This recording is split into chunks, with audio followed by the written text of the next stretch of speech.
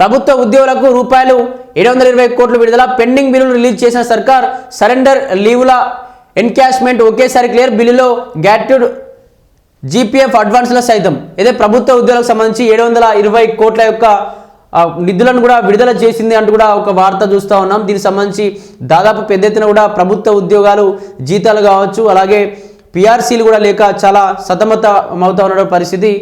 అయితే ప్రభుత్వ ఉద్యోగులు జనవరి 1 నెలకు సంబంధించిన పెండింగ్ బిల్లులను ప్రభుత్వం విడుదల చేసింది. డిప్యూటీ సీఎం బట్టి విక్రమార్క ఆదేశాలతో రూపాయలు 720 కోట్లు రిలీజ్ చేశారు. గత ప్రభుత్వం పెట్టిన పెండింగ్ బకాయిలకు సంబంధించి ప్రతి నెల రూపాయలు 700 కోట్ల పైగా నిధులు విడుదల చేశామని ఉద్యోగ సంఘాలకు ప్రభుత్వం హామీ ఇచ్చింది. గత సంవత్సరం జూన్ నెలాఖరులో రూపాయలు 183 కోట్లు విడుదల చేసింది. ఆ తర్వాత గతేడాది ఆగస్టు నుంచి ప్రతి నెల కనీసం రూపాయలు 700 కోట్ల చొప్పున విడుదల చేస్తూ వస్తుంది.